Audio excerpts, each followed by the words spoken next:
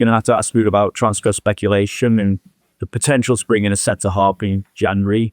How likely are you to bring in a centre-half, whether it's Mark Gay or anyone? Oh, this was one of the questions I didn't expect. Talking about signings in the winter break, I think there are so many games to be played before that. And in the position we are in, it's the last thing that's on my mind. Maybe not on Richard's, but it's the last thing on my mind. So it's not a topic at all for me at the moment. We have at this moment of time 3 centre backs, where with Joe Gomez included, of course, and maybe Ryan and Wataru who can play in that position. So maybe you are not aware of it yet, but we have other positions at the moment where which is a bit more of an issue. In terms of results then, how perfect do you feel you have to be if you are to retain the title now? No, I think I've said many times already that at this moment of time, we're not even thinking or talking about it. Actually, we didn't do this last season as well when we were top of the league. It's just about the next game. And I've said many times last season, and I say this season again as well, the best way to judge a league table is after 38 games, but the next best thing, in my opinion, is after 19 games. And now, let's see where we are then. But at this moment of time, the only focus we have is winning games of football, which it was actually the same last season at this moment of time. To ask you about Andy Robertson, the comments of the Scotland qualified World Cup around Diogo Jota kind of gave an indication of the weight of grief that you guys are also carrying. I just wonder then how you manage that day to day within the club, but also as well, are you guys being clearly judged given the raw emotion that you're still carrying with regards to the Endo? I think we're always judged, sometimes fair, sometimes unfair. But I saw the interview as well live, and I know that it is an issue for us, which is I think completely normal. But then at these moments of time, I always think about how must it feel for his wife and his children, because that's so much harder for them than it is for us. But that we miss the player and the person, that is completely clear. Maybe it tells you even more now. We play Nottingham Forest. Last season we were 1-0 down at Forest. It only took him 1 minute to score the equaliser. So now I'm talking about the player that we miss for sure, because this time we haven't managed to come back as many times as last season after being 1-0 down or a goal down. And he definitely played his part in that last season. But that we also miss him as a person, that be completely clear. But again, his wife and children will miss him so much more. Parents, by the way, as well. I can tell that you're getting quite emotional, and now thinking about that as well. Does everybody come together, to be reminded? I know you don't want ever to forget Diogo, but it's that constant reminder. Is that something that is good for everyone to spur them on, or are there some other parts with that? I think it's good for us to remind him every time possible because of, like I said, the person and the player he was. But it's impossible to measure what it does to the players and then to measure what it does to our results. So the last thing I would do is to use it as an excuse, because I don't know. What I do know is that we miss the player. That's 100% sure. And we also miss the person, but I cannot measure what that has an impact on our performances, let alone on our results. So that's impossible for me to say, and we will never use it as an excuse, because that doesn't feel right. Can I ask you about team news? Alisson, I just wonder where he is. Andy Robertson himself, I don't know if he trained yesterday. Alexander and the update, maybe it's on Jeremy as well. Robert didn't train for private reasons, that's the way you say, yeah. But he will be with us today. Alisson trained last week and this week, so he will be able to play tomorrow if things work out well today again. But we do have some issues after the international break, unfortunately. So Conor Bradley is not able to play. Florian Wirtz is not able to play. Those are the two, I think. Yeah. So that's the far from ideal. Do you expect Alisson, or will you choose Alisson to start? If he's ready to play, then he will start. Yeah. Thank you.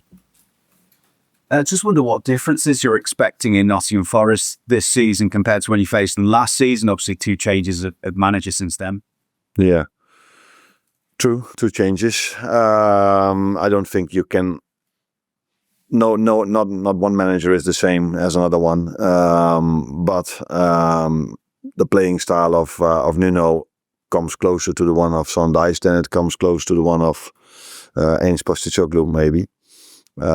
Again, not similar, but closer. So I think it's probably going to be a similar type of game than it was the last time we faced them. Now, with Sondheis taking over from Ange Postecoglou. And obviously the hectic fixture schedule won't let up over the next few weeks. So it's 7 games in 21 days for you. How is that when it comes to bedding some of your new signings in particular in? Because some of them had sort of varying levels of form so far. How does that affect things when you perhaps feel like, I don't know, maybe you have to change things for fitness reasons over a few days? No, variation of form is not only with the new signing, that's also with the players we have. So that's always in a season that is not always the same. They're not always in the same form. But the biggest issue we've faced till now and still facing is the match fitness of the players and the time they've missed in pre-season. So Alex now, we were hoping him to play a little bit more for the Swedish national team, but unfortunately he was 1 yellow away from being suspended. So for obvious reasons, they didn't play him the second time. But for us, it would have been better if he would have had a bit more minutes in the second game. I just told you about Conor and Florian. Jeremy is already out, Giovanni Leoni. So we have at this moment of time 5 defenders, natural defenders, 5 players that have always played as a defender, available for indeed 7 games in 22 days. And I don't see anyone coming back before that. So that is something we almost, I wouldn't say expected, but we knew that it was hard when you bring players a little bit later into the season. It is harder to keep them fit, and then there's more emphasis on the ones that have to play a little bit more in terms of what you ask from them. So that was one of the reasons why I played the team that I played against Palace for the League Cup. Go. What are the issues with Bradley and Wirtz? Both muscle issues.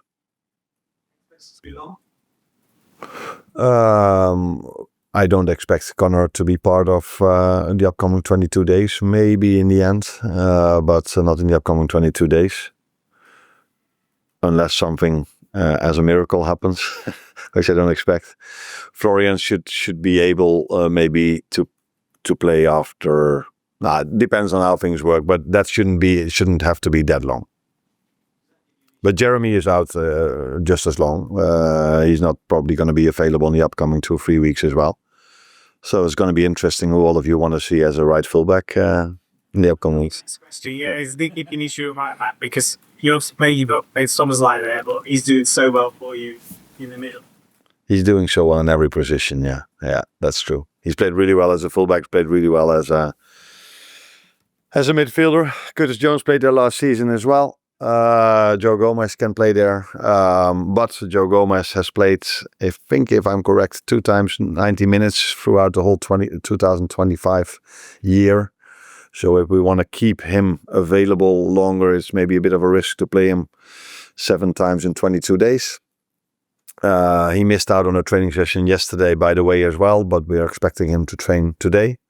So challenging, but the good thing is that we have still enough good players available, and maybe one of them or 2 of them have to play in positions they usually don't do.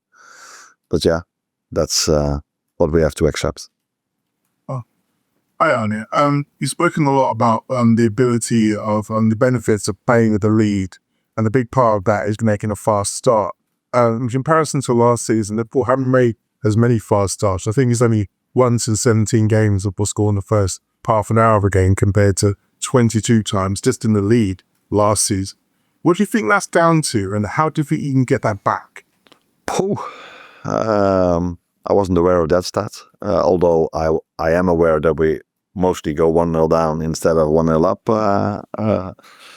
recently. I cannot give you an explanation for that at this moment of time. I maybe need a little bit more time to think about it, but it does have an impact on a game because, I said many times that City deserved the lead in the first half completely. But it does make a big difference if you go 1-1 into halftime.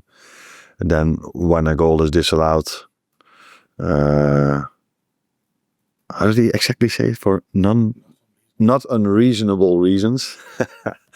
And then 2 seconds later you're 2-0 down. So yeah, goals have a lot of impact on games. That's for sure. So yeah, but I cannot give you an explanation why it is actually at this moment of time. James? Anna, just on Donna, because he's been so important for you so far this season. He had that kind of hammer blow of disappointment being away with Hungary. But you had to kind of lift his spirits this week to try and make sure it doesn't have a knock-on effect. No, we did talk about it. We spoke not only with him, also with Milos, because for the both of them it was, of course, a very big disappointment being so close to playoff games, and then going out in the extra time, which was fair because I checked it. I was curious to see if there would have been a substitution in that 5 minutes, but I think there were 2. So the referee was in this situation right that he added some extra time. Yeah, then it's really hard that you concede, especially because you. On the other side, you see rubber, what it means to a country and to a player that haven't qualified for so long, and the same would have been for Hungary, of course. Although playing playoff games doesn't mean you will qualify, but it gives you a chance. And I asked him, is there now still a chance? Because I don't have a clue what's happening. But Alexander Isak with Sweden, they have 1 point out of 5 or 6 games, but they still have a chance to go to the World Cup because they won Group C of the Nations League, where Hungary was in Group A, and they did not win that, of course, so they are not involved. So it's hard for him that they've actually had quite a good season or 2 seasons with the national team, being in Group A of the Nations League and picking up quite a lot of points in their group, but not qualifying. Yeah, it's hard, but.